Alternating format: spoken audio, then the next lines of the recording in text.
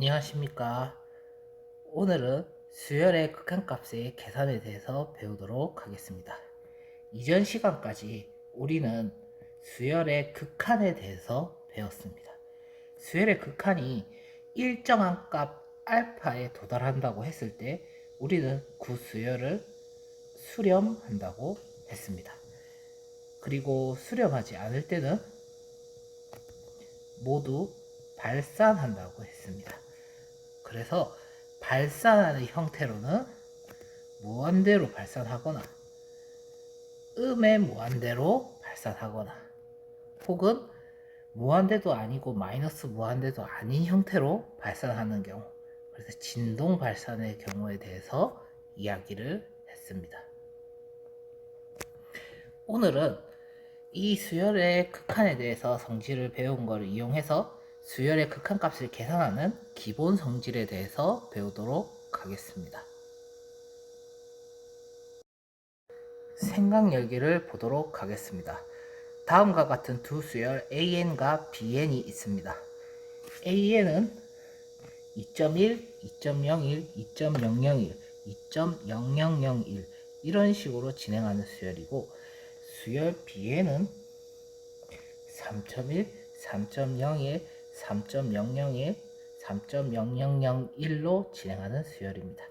이때 두 수열 AN과 BN의 극한값은 어떻게 되는지, 그리고 AN과 BN의 각 항을 더해서 만든 수열 AN 플러스 BN의 극한값은 어떻게 되는지를 한번 알아보도록 하겠습니다. 그러면 이 AN은 우리가 일반항을 구할 수가 있겠죠. 어떻게 되겠죠? AN은 2 더하기 0.1, 0.01, 0.001이기 때문에 10분의 1, 100분의 1, 1000분의 1 이런 식으로 가겠죠. 그러면은 10분의 1의 n승이라고 할 수 있겠네요. 그리고 b에는 일반항이 어떻게 되겠죠? 3 더하기 10분의 1의 n승이 되겠네요. 그러면은 이 수열의 각각의 극한과 합의 극한을 쉽게 구할 수가 있는데요. 이거를 보면은 여러분은 이걸 보고 예전에 배웠던 거 한 개를 생각을 해내셔야 됩니다. 그게 뭐죠?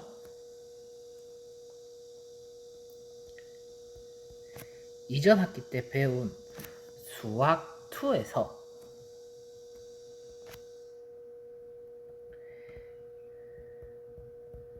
함수의 극한값을 구하는 방법을 배웠습니다.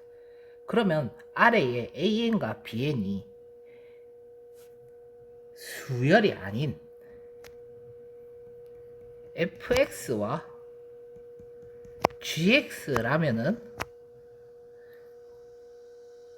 여기에 있는 값의 극한값은 구할 수가 있겠죠. 어떻게 구했죠? 2 더하기 10분의 1의 x승에 대해서 함수를 똑같이 구할 수 있던 거를 기억을 해내셔야 됩니다. 그러면은 이때 배웠던 이 함수의 극한의 개념을 가지고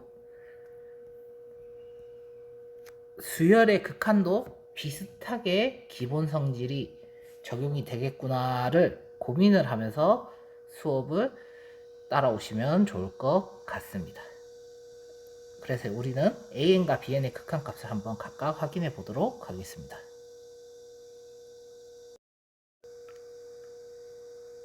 수열 AN과 BN의 각각의 극한값을 구한다면은 AN은 n이 무한대로 간다면 어떻게 되죠? 2.000 계속 내려가서 1로 가겠죠? 그럼 이것은 n이 무한대로 가고 n이 무한대로 갈 때 해당하는 이 값은 어떻게 되겠죠? 무시해도 좋을 만큼 작아지겠죠?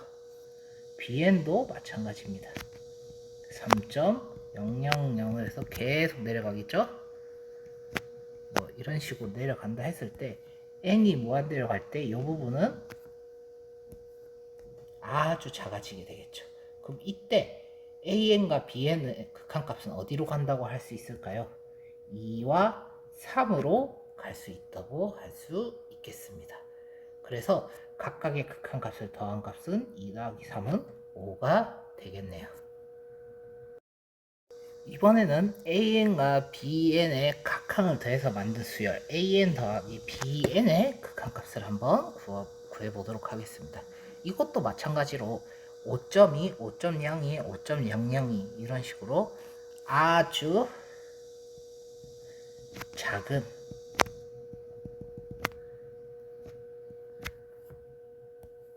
(0.000002의) 값을 가지게 되겠죠. 그럼 이 값은 n이 무한대로 갈 때 무시해도 좋을 만큼 아주 작은 값이 됩니다. 즉 수열 an 플러스 bn의 값은 어디로 간다고 할 수 있죠? 5로 간다고 말을 할 수 있겠습니다. 그러면은 이전에 배웠던 값으로 an은 2였고 3이었고 an 더하기 bn은 5였는 거를 알 수 있습니다.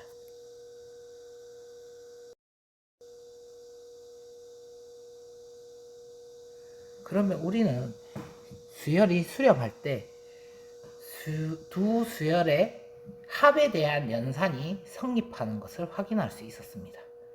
그러면 이번에는 수렴하는 수열에 대해서 상수배를 한 것도 연산이 성립되는지 한번 확인해 보도록 하겠습니다. 생각열기에서 A에는 어떤 식으로 진행되는 수열이라고 했죠? 2.1, 2.01, 2.001, 2.0001 이런 식으로 진행되는 수열이라고 했습니다. 그래서 상수배 3배를 하면은 3.0, 6.3, 6.03, 6.003, 6.0003 이런 식으로 가는 수열이 됩니다. 즉 이 숫자는 이제 무시할 정도로 작아지게 되죠. 그래서 수열 3의 AN의 값은 6이고 이것은 어떻게 할 수 있죠? 3 곱하기 2와 같은 것을 확인할 수 있습니다.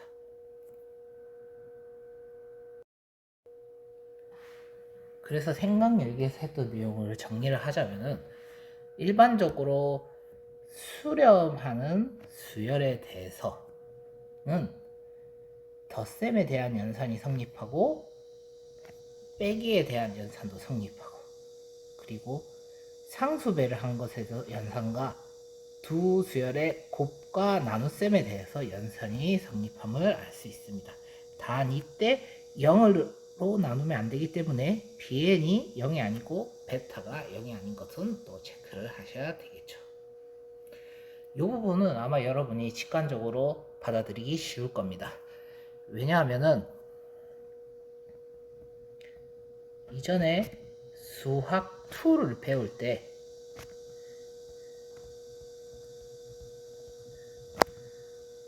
함수의 극한의 기본 성질에 대해서 배웠었죠.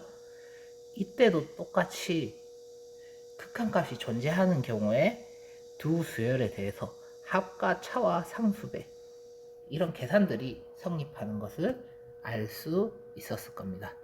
그래서 수열도 직관적으로 이해를 하시고 이제 문제를 풀 때 적용하면 좋을 것 같습니다. 그러면 보기의 문제들을 통해서 수열의 극한에 대한 기본 성질을 조금 더 자세히 이해해 보도록 하겠습니다. 이제 보기의 문제를 보기 전에 우리가 함수 x분의 1과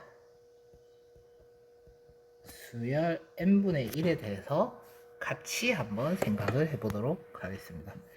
함수 x분의 1에 대해서 리미트 x가 무한대로 갈 때 x분의 1의 값은 얼마가 된다고 했죠? 0이 되는 것을 알고 있습니다. 그리고 생각열기에서도 n이 무한대로 갈 때 수열 an의 값은 얼마가 된다고 했죠? 0이 됨을 알 수 있습니다. 그러면은 이제 이것들을 참고해서 이제 보기 문제를 한번 풀어보도록 하겠습니다. 1번 문제 2 플러스 n분의 1에 대해서 그 값은 어떻게 되죠? 두 값을 연산을 뗄 수가 있습니다. 왜냐하면은 각각의 값이 어떻게 되죠? 수렴하기 때문에 해당 연산이 성립이 되겠죠. 그래서 2 플러스 n분의 1의 값은 2가 되게 됩니다.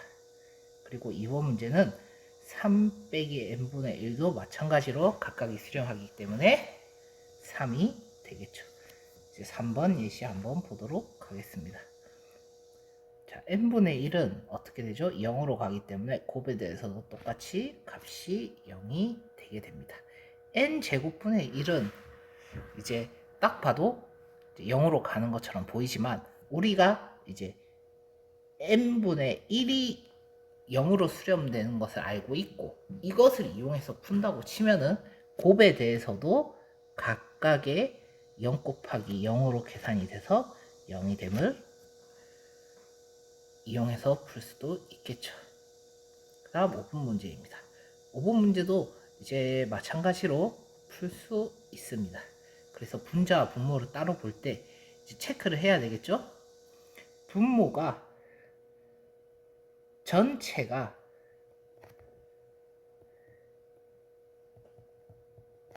0으로 가는지 요거만 체크를 해야 되겠죠.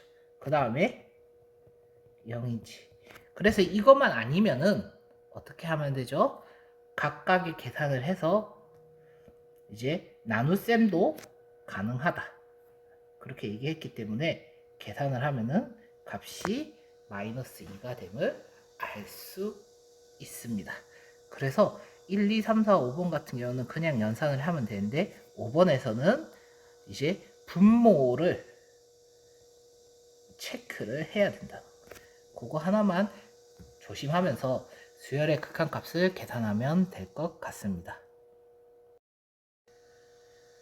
이제까지 배운 극한에 대한 기본 성질을 이용해서 문제 1번에 3개의 극한값을 구하는 문제를 풀어보도록 하겠습니다. 문제 1번입니다. 리미트 n이 무한대로 갈 때 n제곱분의 1 빼기 2의 값을 구해보도록 하겠습니다. 아까 보기에서 봤듯이 n제곱분의 1은 0으로 수렴하는 것을 알 수 있습니다. 어떻게 했죠? n분의 1이 수렴하는 것을 알고 있고 n분의 1을 2번 곱하면은 n제곱분의 1이 나오기 때문에 각각이 수렴하는 걸 알고 있고 여기도 수렴하는 것을 알고 있습니다. 그렇기 때문에 연산이 성립이 되겠죠. 그래서 계산을 떼서 할 수가 있게 됩니다. 그래서 리미트 n이 무한대로 갈 때 n분의 1 곱하기 리미트 n이 무한대로 갈 때 n분의 1 빼기 리미트 n이 무한대로 갈 때 2의 값이 나오게 되겠죠. 그래서 계산하면은 0 곱하기 0 빼기 2가 돼서 값은 마이너스 2가 되겠네요.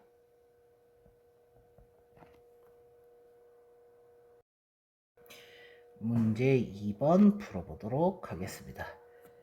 자, 기본적으로 연산이 성립됨을 확인하려면 각각의 수열이 수렴하는지를 먼저 확인하면 좋습니다. 3은 상수이기 때문에 수렴을 하겠죠. 그리고 n분의 2도 수렴을 하게 됩니다. 왜냐하면 n분의 1이 수렴을 하고 거기서 2를 곱한 값이기 때문에. 그리고 1도 수렴을 하고 n분의 4도 마찬가지로 수렴을 하죠.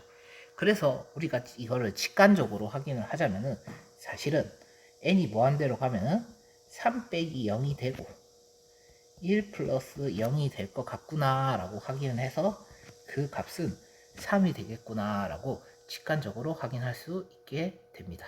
그럼 이번에는 수열의 극한에 대한 기본 성질을 이용해서 문제 2번을 한번 풀어보고 직관적인 답과 맞는지 한번 비교를 해보도록 하겠습니다. 자, 2번 문제는 쓰면은 어떻게 되죠? 이제 리미트를 각각의 숫자들이 수렴을 하기 때문에 리미트를 안으로 넣는다고 생각하면 될 것 같습니다. 리미트 n이 무한대로 갈 때 3이고 빼기 2의 리미트 n이 무한대로 갈 때 n분의 1이 되겠네요. 그리고 또 리미트 n이 무한대로 갈 때 1이고 더하기 4 곱하기 리미트 n이 무한대로 갈 때 n분의 1이구나 라고 하면 될 것 같습니다. 그래서 이 값은 계산을 하면은 3 빼기 2 곱하기 0이 되겠네요. 그리고 1 더하기 4 곱하기 0이 되겠네요. 그래서 수열의 값은 3이 됨을 확인할 수 있습니다. 그럼 우리가 직관적으로 계산한 거랑 값도 같네요. 맞죠? 그렇게 이해를 하시면 될 것 같습니다.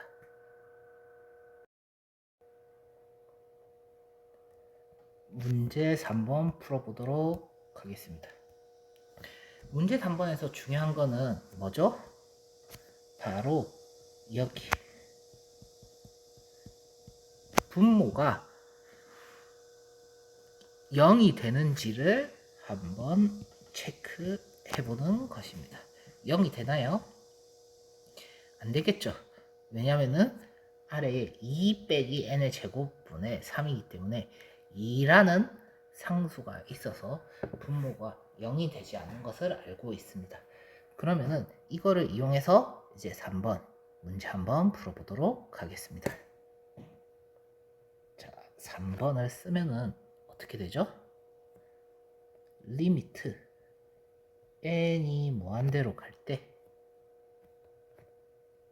n 제곱분의 3이 되고 이 값은 어떻게 되죠? 리미트 n이 무한대로 갈 때 5가 되는 게 분자가 되겠네요. 그리고 분모는 어떻게 되죠? 리미트 n이 무한대로 갈 때 2로 가고 리미트 n이 무한대로 갈 때 n 제곱분의 3이 되는 것을 확인할 수 있겠습니다. 그러면은 우리가 아까 전에 해서 알지만 다시 한 번 더 얘기를 하자면은 리미트 n이 무한대로 갈 때 n 제곱분의 3의 값이 얼마가 됐었죠? n분의 1이 수렴하는 것을 알고 있습니다. 그래서 n이 무한대로 갈 때 n분의 1 곱하기 리미트 n이 무한대로 갈 때 n분의 1이 되겠죠. 그래서 값은 3 곱하기 0 곱하기 0이 돼서 0이 됨을 알 수 있습니다. 이것을 이용해서 아래에 있는 3번 문제를 마저 풀면은 어떻게 되죠?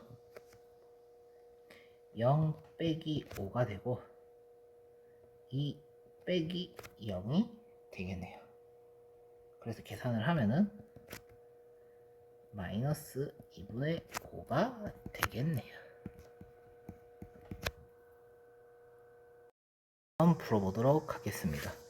두 수열 AN에 대해서 AN이 3으로 수렴하고 BN이 마이너스 2일 때 다음 수열의 극한값을 구하는 문제를 풀어보도록 하겠습니다. 우리는 지금 수열 AN이 어떤 형태인지 BN이 어떤 형태인지 알지는 못합니다. 하지만 AN이 3으로 수렴한다는 것은 알고 BN이 마이너스 2로 수렴한다는 것은 알고 있습니다. 그러면은 어떻게 되죠? 극한에 관한 기본 성질을 사용할 수 있겠죠. 그래서 똑같이 연산이 성립되기 때문에 마찬가지로 기본 성질을 이용해서 문제를 풀어보도록 하겠습니다. 자, 그러면은 1번 문제의 극한값을 구해보도록 하겠습니다.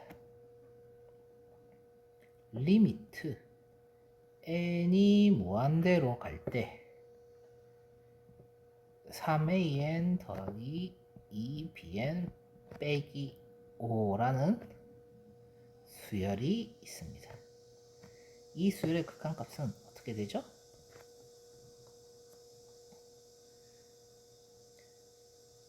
각각의 수열들이 수렴을 하기 때문에 연산을 뗄 수가 있겠죠. 떼면 3 곱하기 an 더하기 리미트 n이 무한대로 갈 때 2 곱하기 bn 더하기 빼기 5겠네요. 마이너스 리미트 n이 무한대로 갈 때 5가 되겠네요. 그래서 계산을 하면은 어떻게 되죠? 3 곱하기 3 더하기 2 곱하기 마이너스 2 빼기 5가 돼서 계산하면 3, 3은 9 빼기 2, 2, 4 빼기 5가 돼서 0이 되겠네요.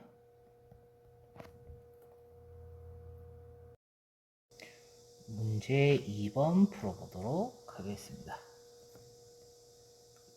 리미트 n이 무한대로 갈 때 3 곱하기 an 곱하기 bn의 값은 우리가 이제 an과 bn이 수렴하고 3을 곱한 거는 상수배를 한 거기 때문에 똑같이 연산해서 떼서 쓸 수 있겠죠. 그래서 떼서 쓰자면은 3 곱하기 리미트 n이 무한대로 갈 때 an 곱하기 리미트 n이 무한대로 갈 때 bn이 되겠네요. 그래서 계산을 하자면은 3 곱하기 마이너스 2가 됩니다. 그래서 그 값은 마이너스 18이 되겠습니다.